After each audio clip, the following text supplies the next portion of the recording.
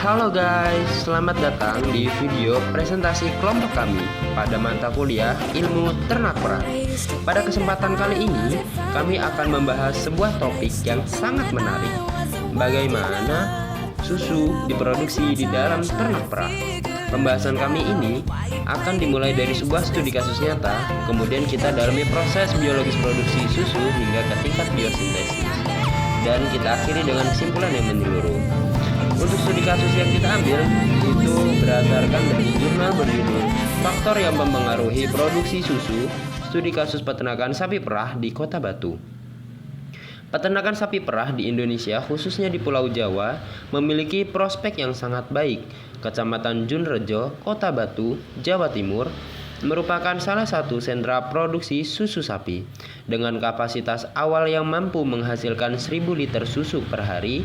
Namun kondisi ini berubah drastis ketika wabah penyakit mulut dan kuku atau PMK melanda. Produksinya anjlok hingga 400 liter per hari, turun lebih dari setengahnya.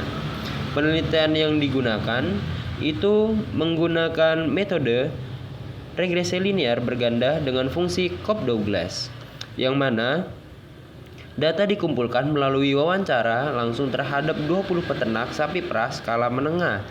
Variabel yang dianalisis meliputi harga susu, konsumsi hijauan, konsumsi konsentrat, tenaga kerja, dan jumlah sapi laktasi. Selanjutnya, hasil analisis regresi linear berganda ditemukan bahwa pertama, jumlah sapi laktasi adalah faktor paling signifikan, yaitu P kurang dari 0,001, baik sebelum maupun sesudah PMK. Koefisien regresinya meningkat dari 0,601 menjadi 1,104. Artinya, setiap penambahan 1 ekor sapi laktasi berdampak lebih besar pada produksi pasca PMK.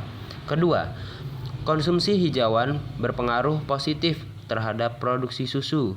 Sebelum PMK, koefisien regresinya 2,588.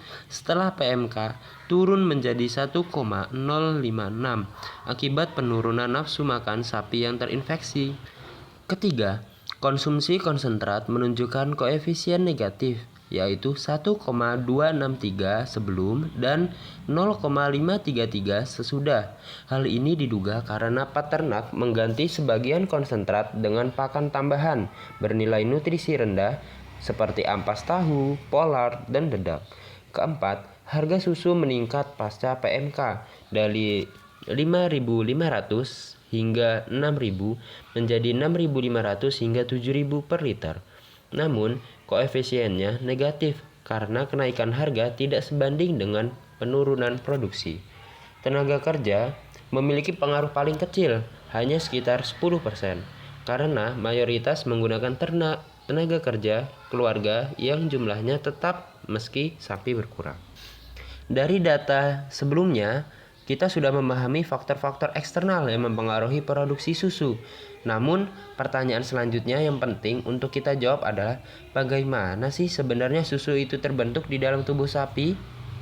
Untuk menjawab pertanyaan ini, kita perlu masuk ke level yang lebih dalam, yaitu biosintesis susu. Oke, kita masuk ke ambing. Ambing atau mammary gland adalah organ sekretori yang terdiri dari jutaan unit kecil yang disebut alveoli, kantung-kantung mikroskopis yang dilapisi oleh sel-sel epitel sekretori. Disinilah susu sesungguhnya disintesis, bukan di tempat lain. Setiap alveolus dikelilingi oleh jaringan kapiler darah yang sangat rapat. Untuk menghasilkan 1 liter susu, dibutuhkan sekitar 400 hingga 500 liter darah yang mengalir melalui ambing, membawa prekursor-prekursor pembentuk susu. Di luar alveoli, terdapat sel miopitelial yang berkontraksi saat pemerahan untuk mendorong susu keluar melalui saluran menuju cisterna dan puting. Komponen pertama yang kita bahas adalah laktosa atau gula utama dalam susu. Prekursornya adalah glukosa dari darah. Di dalam sel epitel alveolar, glukosa diubah menjadi UDP galaktosa melalui jalur leloir. Enzim laktosa sinase sintase yang terdiri dari dua subunit galaktosiltransferase dan alfa-laktabumin, kemudian mengkatalis reaksi antara UDP galaktosa dan glukosa bebas untuk menghasilkan laktosa. Laktosa inilah yang menjadi penentu utama volume susu, karena secara osmotik menarik air masuk ke dalam lumen alveoli. Semakin banyak laktosa disintesis, semakin banyak pula air tertarik dan semakin besar volume susu yang dihasilkan. Komponen selanjutnya ada lemak susu yang memberikan energi dan rasa gurih. Lemak susu disintesis melalui dua jalur utama. Yang pertama ada de novo sintesis, yaitu sintesis asam lemak rantai pendek dan sedang dari asetat dan beta hidroksibutirat yang berasal dari fermentasi rumen. Proses ini terjadi di dalam sitoplasma sel epitel ambing. Kedua, uptake langsung asam lemak rantai panjang dari trigliserida darah yang dipecah oleh enzim lipoprotein lipase di kapiler ambing. Kedua jenis asam lemak ini kemudian diesterifikasi menjadi trigliserida, dikemas dalam butiran lipid atau milk fat globule dan disekresikan ke dalam lumen alveoli. Pakan hijauan yang kaya serat mendukung produksi asetat di rumen. Itulah mengapa konsumsi hijauan berkorelasi positif dengan produksi susu. Komponen ketiga adalah protein susu. Terutama ada kasein dan protein whey. Asam amino dari darah yang berasal dari metabolisme protein pakan ditangkap oleh sel epitel ambing dan digunakan untuk mensintesis protein melalui ribosom. mRNA yang mengodekan kasein dan K ditranskripsi di nukleus, lalu ditranslasikan di retikulum endoplasma kasar. Protein yang terbentuk kemudian diproses di aparatus Golgi, difosforilasi, dimodifikasi, dan dikemas dalam vesikel sekretorik sebelum akhirnya dilepas ke dalam lumen alveoli. Hormon prolaktin dan hormon pertumbuhan atau growth hormone memainkan peran penting dalam mengaktifkan transkripsi gen-gen kasein ini. Sekarang kita hubungkan semua yang telah dijelaskan. Mengapa PMK bisa menurunkan produksi susu secara drastis? Jawabannya ada di tingkat seluler dan fisiologis. Pertama, kerusakan sel epitel ambing. Virus PMK menyerang dan merusak sel-sel epitel pada puting dan saluran ambing. Sel-sel inilah yang bertugas mensintesis laktosa, lemak, dan protein susu.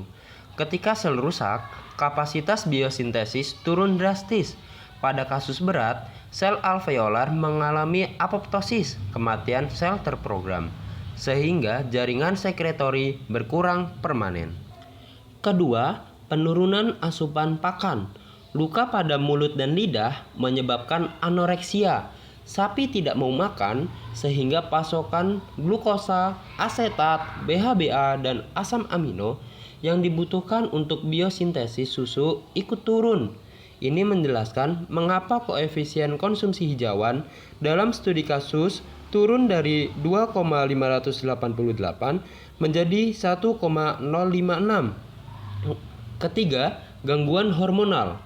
Stres akibat infeksi meningkatkan kadar kortisol, hormon stres, dalam darah.